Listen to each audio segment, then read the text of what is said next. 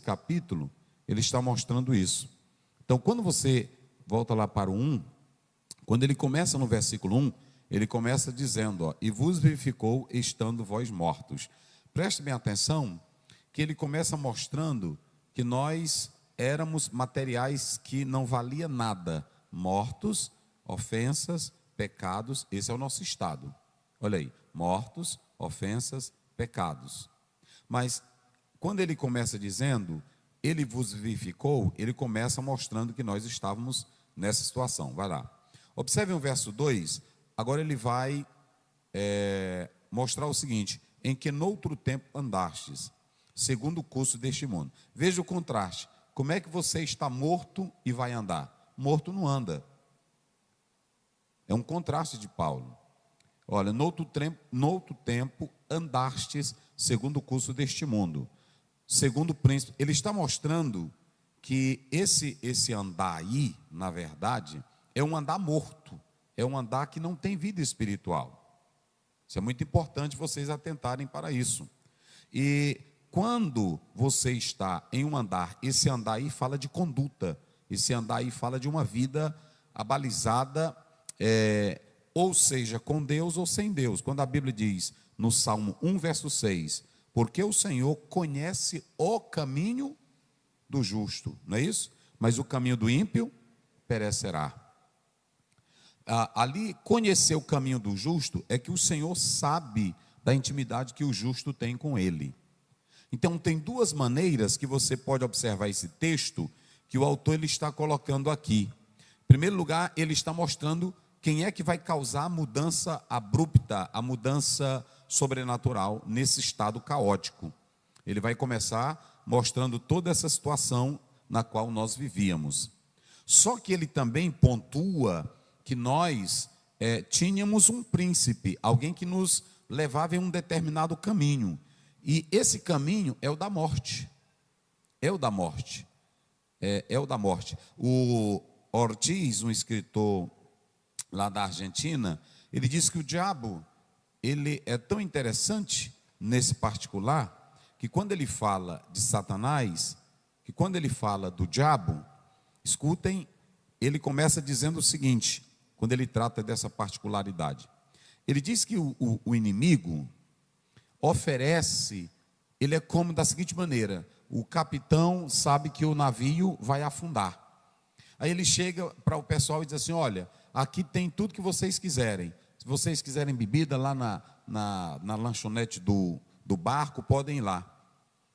Podem beber, pode farrear, pode fazer tudo que vocês quiserem. Mas ele deixa claro que o diabo sabe que o barco vai afundar. Mas ele te oferece algo sabendo que ele não tem nada para te dar. O apóstolo São Paulo, ele está nessa mesma perspectiva aqui, nessa mesma linha, nessa mesma visão. Ele está dizendo que outrora nós vivíamos segundo um príncipe da potestade do ar, do espírito que agora opera nos filhos da desobediência. Então, a primeira coisa que você tem aqui é o passado. Digam comigo, passado. Mais uma vez, bem forte, passado.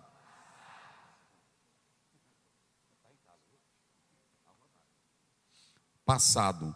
Então, vocês podem observar que ele começa mostrando que no tempo passado, nós vivíamos em tudo isso aqui, na desobediência, quem governava era o diabo, quem mandava era o diabo. E observem que ele está dizendo que nós vivíamos dominados pela desobediência. Então, esse era o nosso passado. Esse era o nosso passado. Então, quando você vê um crente ainda xingar, ou falar mal, ou ser ignorante, petulante, ele ainda está dominado pelo príncipe do ar, que é Satanás. Porque o Satanás não tem vida, ele oferece um barco, ele oferece o bar, ele oferece a bebida, é como a porta larga de Mateus 7, 13 a 14. O que ele oferece? Ele oferece tudo, não, pode vir, pode entrar, mas no final é morte. Ok? Então, essa é a primeira coisa. Agora vamos lá para o verso 4. Esse era o nosso tempo, era o nosso estado. Agora o verso 4. Mas Deus, que é riquíssimo em misericórdia, pelo seu muito amor com que nos amou. Olha aí o verso 5, pode ir. Aí ele começa mostrando aqui o seguinte: estando nós ainda mortos em nossas ofensas, o que foi que ele fez? Nos vivificou juntamente com... Essa morte aí é a morte espiritual, não é a física. Então ele está mostrando que ele nos restaura. E quando ele nos restaura, aí o que acontece? Ele está nos trazendo para uma vida que não é mais a vida passada. Que não é mais a vida passada. Eu só estou mostrando aqui para os irmãos que o Senhor não bota bagaceira na obra dele. O Senhor não bota material que não presta. Se tem tijolo aqui que não presta, se tem uma cumieira aqui que não presta, se tem, não é de Deus não. Ele vai mostrar como é que ele vai construir o edifício dele. O material que ele vai botar na construção dele é só coisa que presta. Vocês entenderam? Essa é a construção, porque quando a gente só lê o 21, o 20 e 21, edificados no fundamento, não, primeiramente ele está mostrando quem é que está construindo. Ontem a tia Jo falou da doutrina dos apóstolos, mostrando que é a mesma de Cristo. Veja que se você ler só o verso 20, coloca lá, só o verso 20, olha aqui, ó, se você ler só o verso 20, edificados sobre o fundamento dos, parece que quem tem o fundamento são os apóstolos. Mas se você começar o primeiro, Paulo começa dizendo, ele vos... Onde é que Pedro vivifica alguém? Então tudo começa com ele, diga comigo, tudo começa com ele. Quem vivifica, quem dá vida, quem tira do reino das trevas, quem tira do reino do diabo é Jesus Cristo. É por isso que lá em Colossenses 1:23 diz, ele nos transportou do reino das trevas para o reino do Filho do seu amor. Então ele nos tira de lá. E aí ele traz agora para o presente, digam comigo, passado. Então pronto, no passado tu era da desobediência, tu era língua grande, tu era mentiroso, no passado tu era fofoqueira, no passado tu era cheio do diabo, tu dizia tanta palavra velha, xingava todo mundo, falava mal dos irmãos do bairro, falava mal de tudo, mas agora Jesus disse, eu vos vivifiquei. Aí pronto, ele está construindo o edifício dele, e quem é que ele vai botar no edifício dele? Ele não vai botar qualquer coisa. Ok? Então vamos lá. Agora coloca o verso 5. Observem bem. Pode correr aí, para mim correr aqui. Estando ainda mortos em nossas ofensas, aí o que ele nos fez? Digo bem forte, ele nos fez o quê? Nos vivificou juntamente com Cristo. Aí ele diz, pela graça sois salvos. Agora, olha o verso 7, coloca o verso 7. Passado, futuro, para mostrar nos séculos o quê? As abundantes riquezas da sua... Vocês sabiam que hoje e até na eternidade a igreja ela é motivo de apresentar, o próprio Cristo apresentar ela como resultado da sua graça?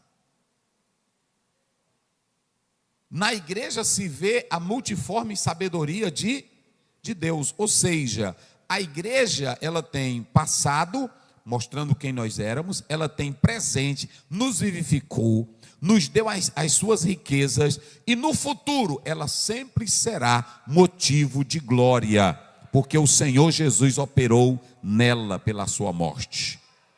Então, vocês têm aí 3 coisas. Quais são as 3 coisas? Passado, vamos lá? Bem forte, vamos lá. Passado, o que mais?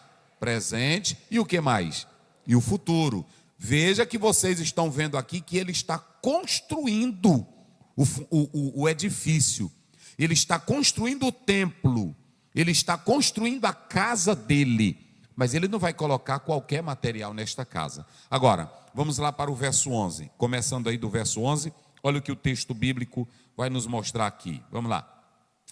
Aí ele está dizendo, lembrai-vos de que vós noutro tempo éreis, olha que ele está chamando, se lembrem que vocês noutro tempo eram, quem? Gentios na carne, essa carne aí era o pecado original, gentios na carne, chamados incircuncisão, ok?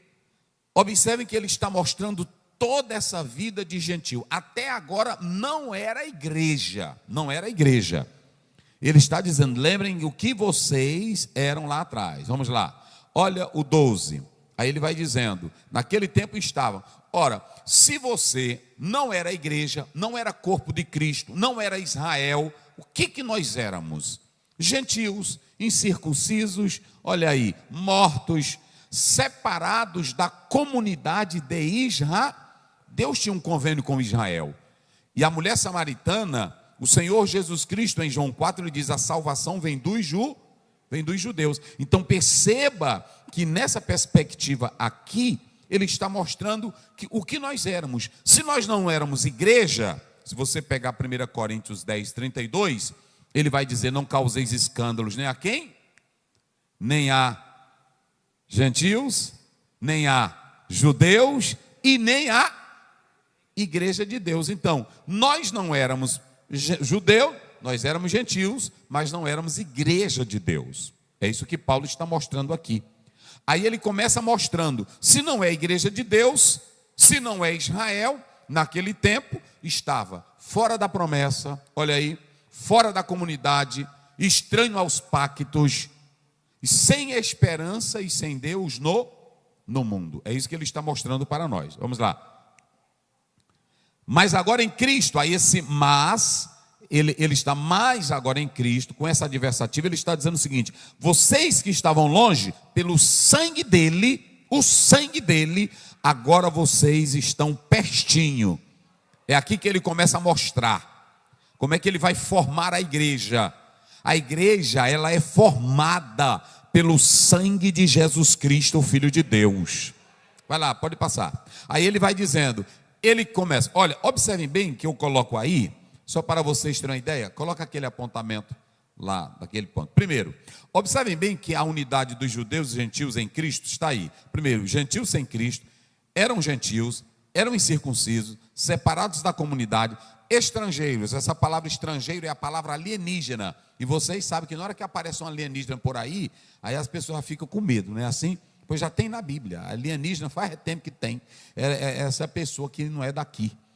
Estrangeiro. Olha o que nós éramos, irmãos. Nós éramos gentios sem Cristo, éramos gentios incircuncisos, separados da comunidade de Israel, estrangeiro, pode passar aí.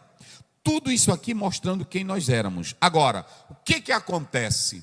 Quando Jesus Cristo nos compra com o seu sangue, ele forma um só corpo. E ele traz todos os privilégios do céu para nós. Quais são os privilégios? Estamos pertinho dele, temos paz com ele, somos um só povo, uma nova criação, e nós estamos bem pertinho de Deus por causa do sangue de Jesus. Quem glorifica a Deus?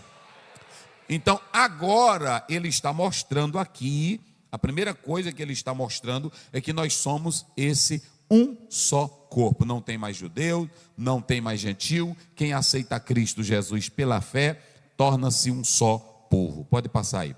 Nós resumimos aqui. Aí agora o apóstolo São Paulo, ele vai falar das figuras da igreja. Você tem primeiro, ele vai dar a ideia de um corpo humano, ele vai dar a ideia de um edifício, ele vai dizer que nós somos cidadãos dos céus e nós temos uma nova cidadania. É isso que ele está mostrando claramente aí para nós na palavra de Deus. Vamos analisar que o apóstolo São Paulo, quando ele coloca essas questões, ele está mostrando como é que se dá essa figura da igreja para nós. E quando ele fala dessa figura, observem bem, queridos, que nós estamos pontuando aqui, que ele está falando desse corpo, ele está falando desse edifício, e ele está falando desses cidadãos. Vamos ver o 19, coloca aí, olha aí, verso 19. Assim que já não sois o quê? Ou seja, nós não somos alienígenas, nós não somos forasteiros, mas nós somos o quê? Cidadãos dos santos e de quem mais? Agora não há mais judeu nem gentil, foi formado pelo sangue de Cristo uma família, ok?